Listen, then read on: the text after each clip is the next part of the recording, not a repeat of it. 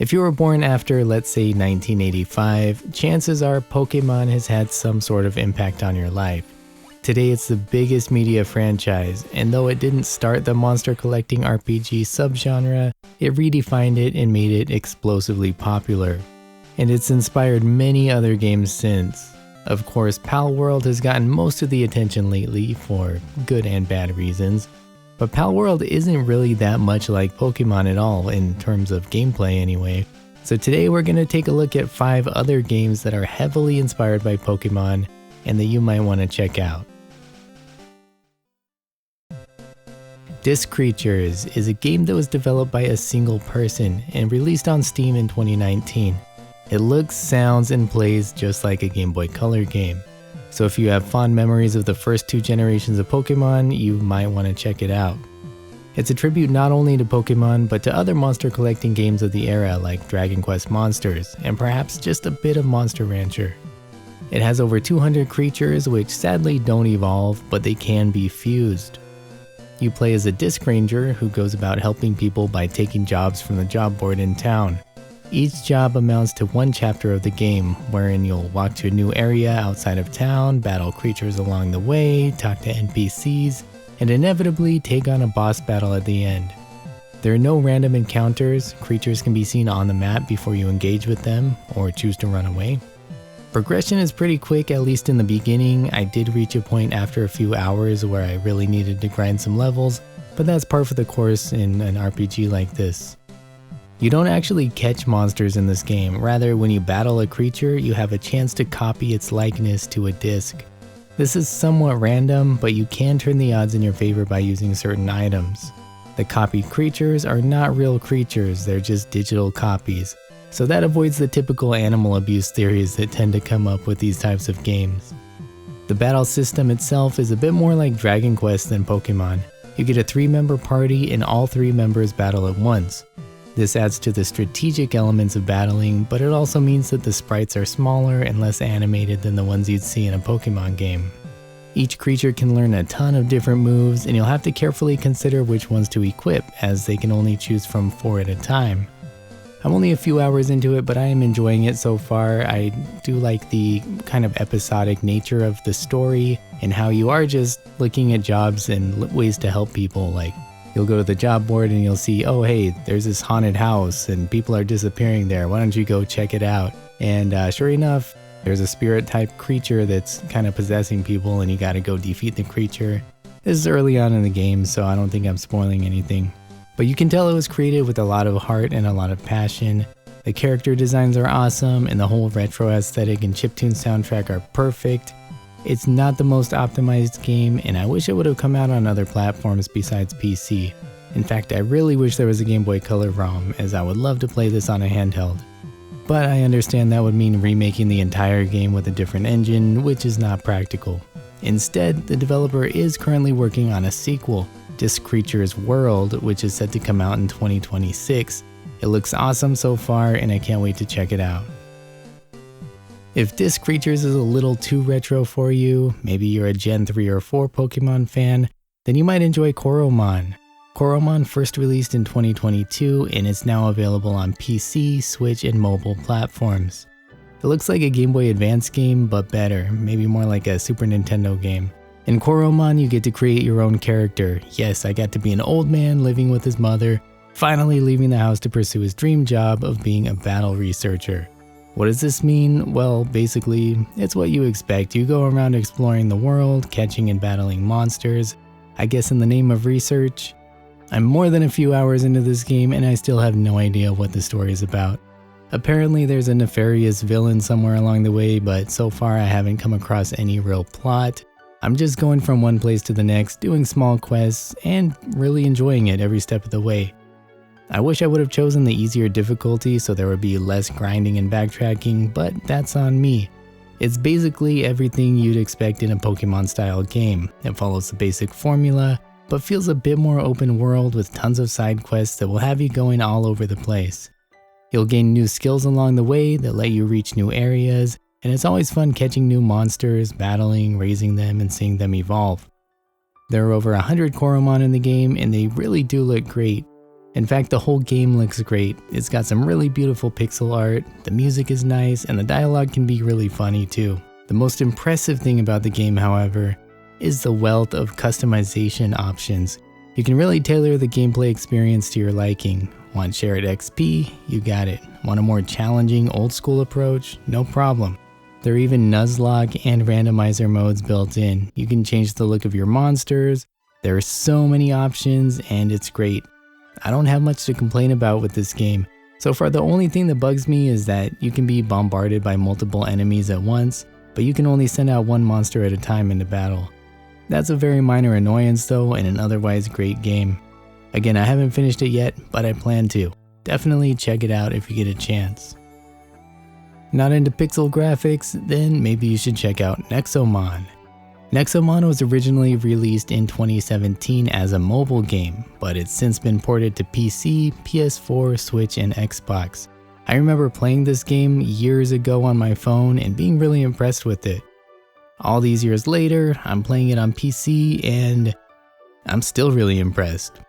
This might be the most carbon copy Pokemon clone out there in terms of general gameplay and design. The story screams Saturday morning cartoon, but that's okay, as it's still interesting enough to keep going and see what happens. You and the rest of the world are basically threatened by the dangerously powerful Nexolord and his cronies, and you have to find a way to stop him. This essentially means going from town to town challenging each of his overseers, think gym leaders, while gaining information about the Nexolord's plans and becoming more powerful in the process. The dialogue in this game has its share of humor as well. It doesn't take itself too seriously, and I appreciate that. There's some running gags that actually made me laugh. And yeah, you'll be grinding levels, catching Nexomon in tall grassy areas and in caves. Very familiar stuff if you've ever played a Pokemon game. And it just works. It really follows the original Pokemon formula to a T. It's a formula that's had me hooked for the past 25 years or so. There are more than 300 Nexomon to catch, train, and evolve. The monster designs are great, the music is catchy, and despite its mobile origins, there aren't any microtransactions. The UI could be a little better optimized for its big screen adaptation, but it's perfectly fine. It's a bit more linear and straightforward than most of the other games in this video, but again, it also manages to feel the most like its inspiration compared to all the other games I'll talk about today. It's basically everything I would want or expect in a Pokemon clone. And if you enjoy this game, you'll be pleased to know that it already has a sequel, Nexomon Extinction, which is available on every major platform. If you're looking for something a little bit more ambitious that shakes up the formula just a bit, then you should definitely check out Cassette Beasts. Cassette Beasts released in 2023, it's still getting new content, and you can find it on PC, Switch, Xbox, and mobile platforms. You get to design your own character who washes up on the beach of a strange world. It's apparently not Earth, it's a place inhabited not only by various beasts, but also by people from different worlds who are apparently stuck there with no way of returning home. Yeah, you basically get isekai'd into some shared purgatory with a bunch of other people. But you quickly encounter a powerful beast known as the Archangel, who after scaring the crap out of you, leads you to believe that there is in fact a way to return to your world. Thus, you set out on a mission to uncover the truth and find a way home. Cassette Beasts advertises itself as an open world game, and it's true. You can freely explore the world, taking on quests that will lead you all over the place, and you can enjoy it at your own pace.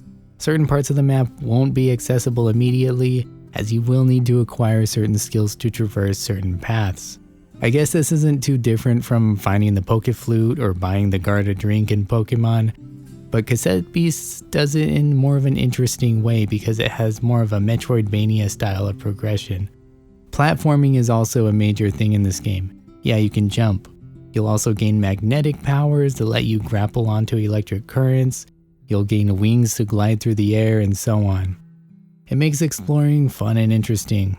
Although I didn't exactly know where I was going most of the time, I had fun getting lost and finding new areas anyway. Also, the lack of random encounters is nice. You'll see enemies on the map, and in many cases you can choose to avoid them. That being said, battling is necessary and enjoyable. Here's another game where you don't actually capture monsters. Similar to Disc Creatures, you simply record the monsters onto cassette tapes. Then instead of summoning them, you actually transform into them. More on that in a second, but otherwise battles take place as you'd expect, turn-based with type advantages and so on, but you're able to acquire and use a ton of different skills without being limited to just having 4 at a time. You'll gain allies, which allow you to take part in team battles with a party of 2, and since you're essentially equipping monster skins, you have 2 health bars, 1 health bar per monster, and another health bar for your human character. If your human health bar runs out, you're dead. Having beasts equipped will protect your human life bar though. Just don't let all your beasts run out of life bars or you're screwed. This game just does so many little unique things like this that really set it apart from other games of the genre, while still being familiar to fans of Pokemon type games. It has a visual style that reminds me of Pokemon Black and White, combining 2D sprites with 3D environments, and it looks great. The soundtrack is super chill and interesting. No chiptunes here, you get real cassette quality audio. Okay, it's probably better than cassette quality, but just roll with it.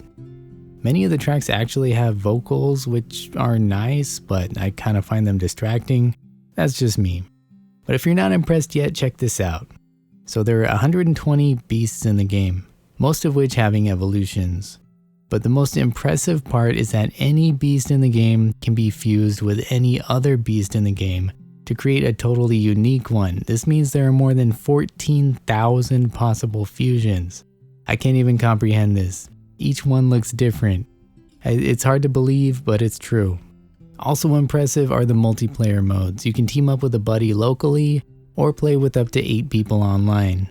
Many of the games on this list do have some sort of online battles, but Cassette Beasts actually lets you explore the whole world together and experience the whole game with friends, which is pretty awesome. I've enjoyed every game in this video, but Cassette Beasts is just so impressive in so many ways. It's gotta be my highest recommendation today. But we got one more. If you want to play something slightly more modern looking and perhaps like me you grew up with a love for Digimon, then you'll be happy to hear that the franchise is still around and getting some pretty good video games. One of the more popular titles in recent years is Digimon Story Cyber Sleuth. I played the Complete Edition, which also includes the Hacker's Memory campaign. Basically, you get 2 separate 50-hour campaigns in the Complete Edition, getting to experience the whole story from 2 very different perspectives. Yeah, so that's a solid 100 hours of story content in total. Compared to the rest of the games shown in this video, which tend to be in the 20 to 30 hour range, this one might be the best bang for your buck. That being said, it's not my favorite. It's not bad, but it's not my favorite. Digimon Story Cyber Sleuth originally came out way back in 2015 for the PS Vita and PS4. Today though, you can also find it on PC, Switch, and Xbox. You play as a male or female character in a high-tech world not too different from our own, but where virtual reality is a bit more advanced. VR makes some people sick, which is not too different from real life, but in this case, and very rarely, it actually causes people to go into a coma. This is the fate of your character whose real body is lying in a hospital bed. However, your mind is still logged into the net, and your digital avatar is able to jump between the digital and physical worlds. In the real world, you team up with a detective to get to the bottom of this whole situation, taking on cases that lead you back into the digital world, which is full of, you guessed it, Digimon. There are over 300 Digimon in the game with plenty of classics from different generations. I was having a good time putting together a team of the original ones from the first season of the show. Combat's pretty straightforward and typical of the style of game, with turn-based battles, type advantages, and special abilities. You gain plenty of experience from battle, and you can send your Digimon to a farm to gain experience when you're not using them. However, it's still grindy in order to get the evolutions you want. You'll have to de-evolve them, level them up again, re-evolve them, and level them up some more in order to get a lot of the evolutions. It just seems like an unnecessary pain. Also, the more powerful your Digimon become, the less of them you're able to carry with you. I have mixed feelings about all this, but it is still pretty fun to collect, battle, and even micromanage your team. The biggest drawback is that it just looks like a Vita game. There's a lot of very low textured objects in the game, which might have looked fine on a handheld screen, but playing on a high-res monitor or TV, it looks pretty bad. It also feels like a very dated handheld game in that you're not able to move the camera around, and the areas are very small and linear. You'll also be going back through many of the same areas over and over again, only each time there might be some different NPCs scattered about or items. The story is interesting enough and it gets more complex than what I've already described, but I won't go into any more details. The dialogue on the other hand is pretty mixed, but what's extra confusing is who this game is actually marketing itself to. Digimon is a kids franchise, right? It's full of adorable monsters. But this one just tries to be edgy for some reason. There's some adult language here and there, very questionable costume designs, and some innuendo. This ain't the Digimon I grew up with. I guess it's intended for older folks like myself who grew up with the franchise, but much of the writing still just seems half-baked and juvenile. Overall though, this game gets a light recommendation from me. If you grew up with a fondness for Digimon, you'll find a lot of nostalgia here and plenty of content to keep you busy for many hours. It just feels really dated and unpolished on modern systems. Take my opinions with a grain of salt though. I think this game reviewed pretty well with fans and critics alike. Maybe buy it on sale. That's what I did. So those are just 5 Pokemon inspired games, and there are tons of other ones out there that I could have talked about. Maybe I'll do a part 2 in the future if anyone's interested. And let me know your favorite Pokemon style games. Thanks for watching. I'll see you next time.